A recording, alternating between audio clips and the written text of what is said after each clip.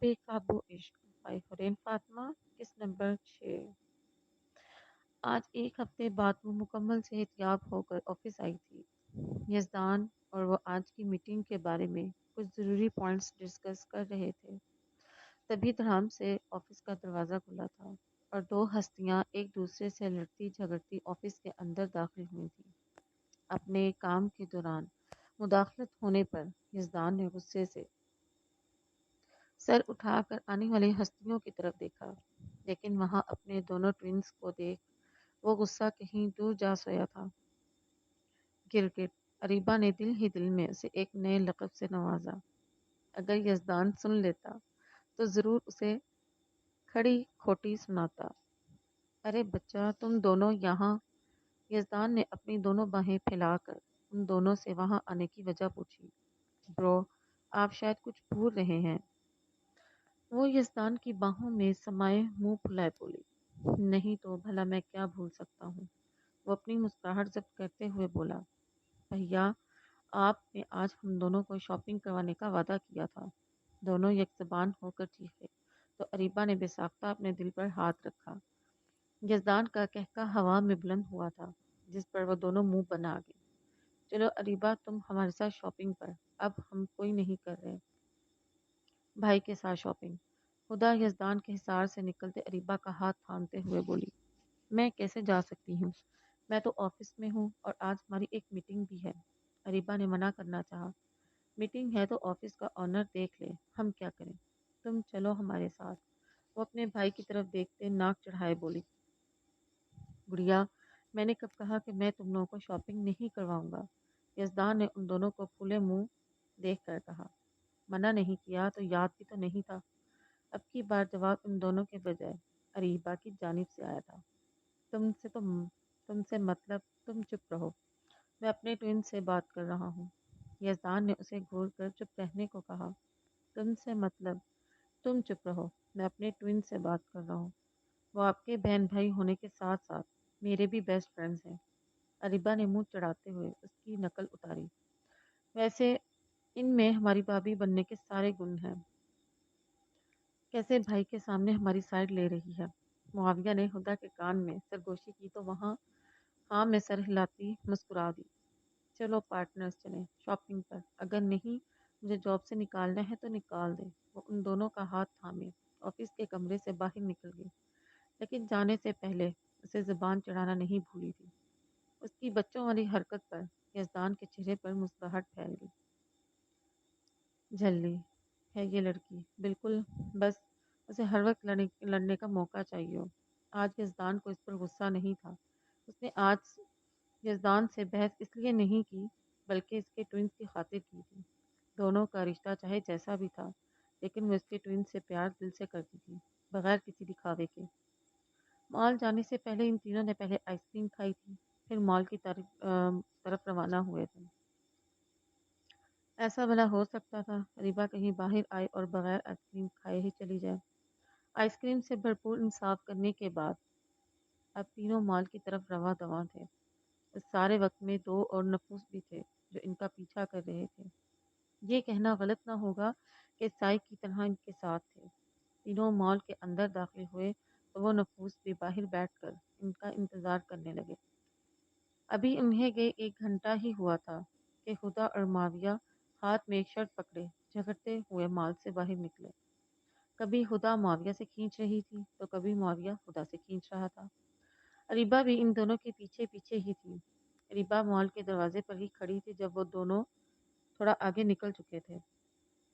اریبہ نے 5-10 منٹ ان کے واپس آنے کا وہیں رک کر انتظار کیا، لیکن جب وہ واپس نہ آئے تو خود بھی ان کی طرف ہی چل پڑی۔ وہ ان کی طرف جا ہی رہی تھی جب اس کی نظر ایک بائک پر پڑی، جس پر موجود نفوس کے چہروں پر رومال بندھا ہوا تھا۔ ان کے ہاتھ میں شیشے کی ایک بوتل تھی۔ جب ارد گرد لوگوں کا رش زیادہ ہوتا تو ان کی بائک کی سپیڈ بھی تیز ہو جاتی، جب رش کم ہوتا تو ان کی بائک کی سپیڈ بھی کم ہو جاتی۔ اریبہ کو وہ مشکوک تو پہلے ہی لگ رہے تھے، لیکن جب اس کی نظر ان کے ہاتھ میں موجود بوتل اور اس بوتل کی سیدھ میں موجود شخص کی جانب اٹھی تو اس کے قدموں کی سپیڈ کافی حد تک تیز ہو چکی تھی۔ دوسری طرف ان تینوں کا پیچھا کرتے یزدان کی نظر بھی ان بائک والوں اور ان کے ہاتھ کے نشانے پر موجود اپنی بہن پر گئی تو وہ بھی ان کے بھاگنے والے انداز بھی اس طرف بھاگا۔ دوسری طرف بائک پر موجود دونوں نفوس کو اپنی رائٹ سائڈ سے کچھ اشارہ ملا تھا۔ اشارہ ملتے ہی انہوں نے بائک کی رفتار تیز کر دی اور ہدا کے قریب پہنچ کر بوتل اس پر اچھالنی چاہی، لیکن اس سے پہلے ہی اریبہ ایک بار پھر سے اسے دھکا دے کر دور پھینک چکی تھی اور اس کا وار خود پر لے چکی تھی۔ بوتل سے ایسے نکلا جو اریبہ کے چہرے پر گرتے ساتھ ہی اس کے چہرے کی لیفٹ سائڈ کو جھلسا گیا۔ کچھ چینٹے اڑ کر اس کے چہرے کی رائٹ سائڈ اور بازو پر گر گئی۔ فضا میں اس کی دلدوز چیخیں بلند ہو رہی تھیں۔ اسے اپنے گردن اور چہرے پر جلن محسوس ہو رہی تھی۔ اسے لگ رہا تھا وہ ابھی مر جائے گی۔ اپنا کام مکمل کرنے کے بعد بائک پر موجود لوگ وہاں سے رفو چکر ہو چکے تھے۔ یزدان کو لگا تھا اریبہ نے ایک بار پھر سے اس کی بہن کی جان بچا لی ہے، لیکن اریبہ کی چیخیں اس کے دل پر کسی ہتھوڑے کی طرح لگ رہی تھیں۔ ان سے تھوڑے فاصلے پر موجود رمشا اور نعمان کی اس کی چیخیں کسی ٹھنڈی فوار کی طرح اپنے دل پر گرتی محسوس ہو رہی تھیں۔ ایک بار پھر سے اریبہ کے رونے اور چیخنے چلانے کی آوازیں یزدان کے کان میں پڑی تو وہ ہوش کی دنیا میں واپس آیا اور جلدی سے اریبہ کی طرف بھاگا۔ نیچے زمین پر جھک کر اس کا سر اپنی گود میں رکھا جو درد کی وجہ سے بے ہوش ہو چکی تھی۔ لوگوں کی بھیڑ میں موجود ایک بزرگ ایمبولینس کو بھی بلا چکا تھا۔ ایمبولینس کے وہاں پہنچتے ہی یزدان اسے اپنی گود میں بھرے ایمبولینس کے اندر بیٹھا تھا۔ ہاسپٹل مال سے زیادہ دور نہیں تھا، اس لیے وہ لوگ 20 منٹ کے اندر ہاسپٹل پہنچے تھے۔ ان کے جاتے ہی لوگوں کا رش بھی وہاں سے کم ہونا شروع ہوا تو وہ دونوں بھی خود کو سنبھالنے اپنی کار میں بیٹھ کر ہاسپٹل کی طرف روانہ ہو گئے۔ چونکہ یہ ایک پولیس کیس تھا اس لیے یزدان راستے میں ہی اسپن کو کال کر کے وہاں بلا چکا تھا۔ اسپن کی پولیس یونیفارم میں وہاں موجود ہونے کی وجہ سے زیادہ پوچھ گچھ نہیں کی گئی تھی۔ اسے ڈائریکٹ آئی سی یو میں شفٹ کر دیا گیا تھا۔ اس کے آئی سی یو میں جاتے ساتھ ہی خود کو بہت مضبوط ظاہر کرنے والے یزدان کی آنکھ سے بھی ایک آنسو گر کے بے مول ہوا تھا۔ اسپن نے اس کے کندھے پر ہاتھ رکھتے اسے دلاسا دیا تھا۔ ہدا اور معاویہ کہاں ہیں؟ اسپن نے ارد گرد دیکھا جب وہ دونوں اسے کہیں نظر نہیں آئے تو اس سے پوچھا۔ اسپن کی پوچھنے پر اس کا دھیان بھی ان دونوں کی طرف گیا تھا جو وہاں نہیں تھے۔ ہدا بالکل ٹھیک تھی، وہ جانتا تھا معاویہ اسے سنبھال لے گا، لیکن اس وقت اسے فکر صرف اور صرف اریبہ کی تھی جو درد سے چیخ چلا اور رو رہی تھی۔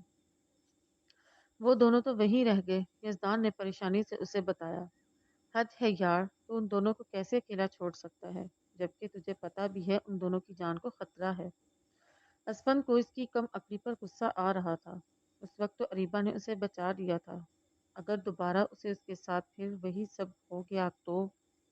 یار تو بھی حد کرتا ہے، اس وقت خدا بالکل ٹھیک تھی، درد میں اریبہ تھی، وہ بھی میری بہن کو بچاتے ہوئے، تو پھر میں کیسے اتنا سیلفش ہو سکتا تھا؟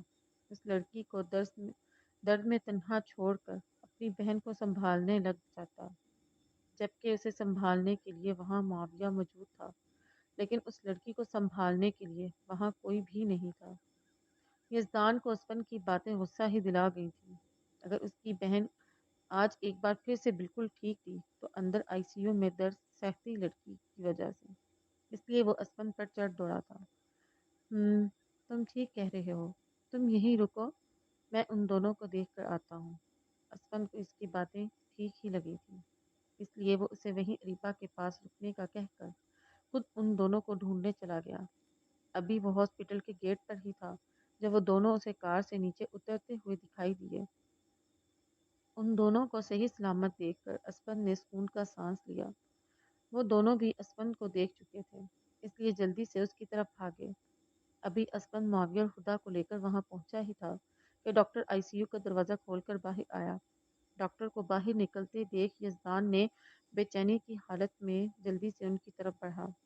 اندر سے اس کا دل بری طرح سے گھبرا رہا تھا۔ پتہ نہیں ڈاکٹر کیا کہے گا۔ ڈاکٹر اریبہ، یزدان نے ڈاکٹر سے جلدی سے اریبہ کے بارے میں پوچھا۔ دیکھیے مسٹر یزدان، ان کا لیفٹ سائڈ سے فیس مکمل طور پر جل چکا ہے۔ ہم نے فی الحال کے لیے انہیں اینٹی بائیوٹکس دے دی ہیں جن سے جلن کافی حد تک کم ہو چکی چہرے کی سرجری بھی کرنی پڑے گی، نہیں تو اس کے بہت سارے سائڈ افیکٹ بھی ہو سکتے ہیں۔ اور سرجری کے وقت ڈاکٹر کچھ لمحے کے لیے خاموش ہوا اور پھر دوبارہ سے اپنی بات کا آغاز کیا۔ مسٹر یزدان، ضروری نہیں، لیکن سرجری کرتے وقت کچھ بھی ہو سکتا ہے۔ اور ایک بات اور، ڈاکٹر ایک بار خاموش ہوا تو اب کی بار یزدان کا پارا ہائی ہو چکا تھا۔ کیا بات ہے، جلدی بتائیں۔ آپ بھی عجیب قسم کے ڈاکٹر ہیں۔ اندر پیشنٹ زندگی اور موت کے بیچ میں لڑ رہا ہے اور آپ کو سسپینس کریٹ کرنے کی پڑی ہوئی ہے۔ یہاں کسی فلم کی شوٹنگ نہیں چل رہی، اس لیے جو بھی بات ہے بغیر رکے بتائیں، ورنہ مجھے آپ کا یہ ہاسپٹل بند کروانے میں ذرا بھی وقت نہیں لگے گا۔ یزدان غصے میں ڈاکٹر پر ہی چڑھ دوڑا۔ مسٹر یزدان، کسی بھی لڑکی کے چہرے پر ایسڈ کا گرنا اور اس کے چہرے کا مکمل طور پر جل جانا اور ان کے لیے کسی ٹرومے کا سبب بھی بن سکتا ہے، لیکن ایسا بھی ہو سکتا ہے وہ کسی پر کچھ بھی ظاہر نہ کرے۔ مجھے کچھ بھی نہیں سننا، آپ جلدی سے ان کی سرجری کریں۔ اس کو ٹھیک کرنے کے لیے آپ کو جو بھی کرنا پڑے کریں، لیکن وہ مجھے بالکل صحیح سلامت چاہیے۔ اگر اسے کچھ ہوا تو میں آپ کی جان لے لوں گا۔ وہ غصے کی شدت سے ڈاکٹر پر دھاڑا۔ یزدان، یہ کیا پاگل پن ہے؟ وہ اپنا کام کر رہے ہیں، نہیں نہ تو انہیں ان کا کام کرنے دو۔ ڈاکٹر صاحب، اب یہاں سے جائیں اور یہ فارم مجھے دے دیں۔ اسپن یزدان کو ریلیکس کرتے ہوئے آخر میں ڈاکٹر صاحب سے مخاطب ہوا۔ ہم سرجری ابھی سٹارٹ نہیں کر سکتے، ڈاکٹر پھر ایک بار ڈرتے ہوئے بولا۔ کیوں؟ یزدان نے جس قدر غصے میں بولا تھا، ڈاکٹر کو اپنا حلق تک خشک ہوتا معلوم ہوا تھا۔ ہم نے چائنا سے ان کے لیے اسکن منگوائی ہے اور ساتھ میں اسکن اسپیشلسٹ بھی، اس لیے انہیں آنے میں تھوڑا وقت لگے گا۔ ڈاکٹر نے جلدی سے اپنی بات مکمل کی۔ ہم 2 دن تک ان کی سرجری کریں گے۔ اب کی بار ڈاکٹر نے یزدان کے چہرے کے تاثرات دیکھتے ہوئے اسپن کی طرف دیکھ کر اپنی بات مکمل کی۔ ورنہ یزدان جس طرح سے ڈاکٹر کو دیکھ رہا تھا، ڈاکٹر کو یہی لگ رہا تھا وہ اسے زندہ ہی نکل جائے گا۔ ٹھیک ہے ڈاکٹر صاحب۔ اسپن نے ایک نظر یزدان کی طرف دیکھا، جس کی ماتھے کی رگیں تنی ہوئی تھیں اور وہ لال انگارہ آنکھیں لیے ڈاکٹر کو گھور رہا تھا۔ ڈاکٹر کے وہاں سے جاتے ہی اسپن یزدان سے مخاطب ہوا، جبکہ معاویہ اور ہدا بھی بھاگ کر یزدان کے پاس پہنچے۔